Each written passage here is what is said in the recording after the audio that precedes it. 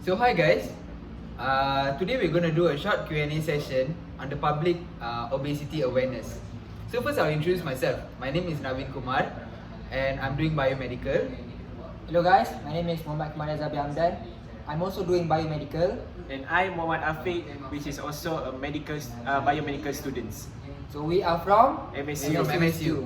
Okay, so we'll start off with the questions. Yes. Yes. So for the Q&A session today, we would like to ask our fellow friends what they know about obesity in Malaysia. So for the first question, how well do you know obese in Malaysia? So I know that obesity in Malaysia has been going up the charts, and there is a lot of factors leading to obesity in Malaysia, and there are also a lot of cases within this 1 year during the MCO period as well as obesity going up. So, as for my knowledge, what is obesity? Obesity is a disease, or we can say a lifestyle which is unhealthy, where they can affect on their food, healthy diets, their exercises, and also their living lifestyle. I'll ask the second question. Okay. So the second question for me, you all know a lot of types of food in Malaysia that they serve because we are a multicultural country. Yes. Can you all let me know like what are the food that causes obesity and also the prevention towards obesity? Afiq? Okay, for me, as we know, Malaysia has different cultures and also different races. So, with those cultures, we have many cultures of food and types of food such as satay, nasi lemak, kuih tiaw from other races and region. So, for me, some of their food is I can consider is not very healthy and which can affect people to have obesity. As for you, Reza? So as for my opinion, I think the food intake based on different type of person. So as for myself, I like to eat foods anytime. It can be in the morning, evening, or at night. I don't have the time of myself to eat, so I eat in any time. So as for me, I know myself is not a good time for eating. So it is better to have your time management and choose a healthy diet, because if you choose a healthy diet and time when eating the food, you can prevent this type of obese. And as for prevention, to reduce the obese, I can say that the choice of food is very important. As Afi says, in Malaysia we have a lot of varieties in food, and Malaysia is known for the rich food in Southeast Asia. Yeah. Okay, for the next question, I would ask you guys, do you know how regular did Malaysian exercise? Amin? Okay, so for me, a regular exercise schedule should be weekly because like on an individual day, people will walk everywhere, they will go jogging or do stuff, but for a person that needs regular exercise, weekly exercise would be really good. Alright. As for you, Reza? So as for my opinion, I think I agree with Naveen, regular exercise. But as for my opinion, in this time, many people work every hours until the late night. So they have a short time on exercise. So as for my opinion, they should take their exercise as in a timetable. So as for me, my weekend should be a lot more exercise during the mornings. And if you don't have the time during your exercise, you can do it just at home. In MCO, most of the time you cannot go outside and doing an exercise. So as you know, you can do an indoor exercise for startup. Okay, I can agree with both of you all, and that is for my questions. Okay, so both of you, I'll give you a brief explanation of what is obesity. Alright. So obesity is the increase in body weight and the increase of accumulation of body fat that will cause a risk to the individual which cause obesity. Okay. So that's it from now.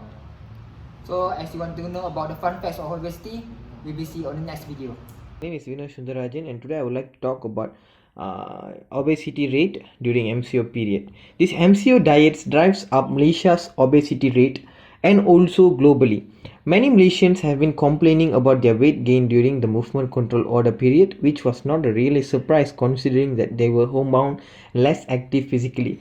During this MCO period, many of us have been tried new dishes and also eating new cookings and also gain a lot of weights. There is also less exercise and also physical activities done at home. Still, most of them have been doing their exercises at home, but still many of them didn't follow this routine. The issue of obesity is nothing new in Malaysia or in the world for that matter. According to the World Health Organization, obesity has been globally public health concern since 1975. The concern is understandable as obesity not only increases the risk of contracting various chronic diseases but also puts a strain on the financial governments in the terms of healthcare allocations. As World Health Organization said, obesity has reached epidemic proportion globally during this MCO period, with at least 2.8 million people dying each year as a result of being overweight or obese. The figures, according to the World Population Review, Malaysia has the highest prevalence of obesity among adults in the Southeast Asia at 15.6%, followed by Brunei, Thailand, and also Indonesia. As we know, 50.1% of adults in Malaysia were either overweight or obese, 30.4% were overweight, and also 19.7% obese. This statement was proved by the National Health and Morbidity Survey, which is called at NHMS. By comparison, Malaysia's overweight and obese rates stood at 29.4% and also 15.1% respectively in 2011. So hi everyone. Today we have one of our friend as a volunteer to say a few things about obesity, about his awareness on obesity. So hello Lukman, do you want to introduce yourself? Okay, my name is Muhammad Lukman. Okay, I'm from MSU, and today I've been invited by these guys to talk about obesity, which is quite a huge case in Malaysia. So the first question, Lukman, in a rate or from 1 to 10, how do you rate on your awareness about obesity? Well, as a medical student myself, okay, obesity disease is quite a huge risk from younger generations to elderly, which is have been taken seriously by the health government. Okay. If you say that the rate would be 9, which is I have a certain knowledge as it is a part of my courses. So I'll give you the second question.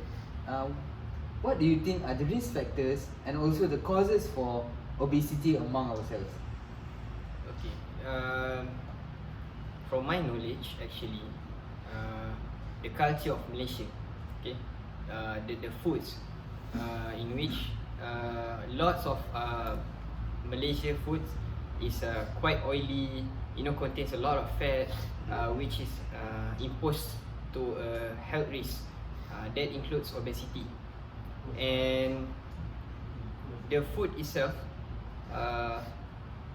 is consumed probably 4 to 5 times a week without any obligations, and Malaysians actually love to take junk food into their consuming.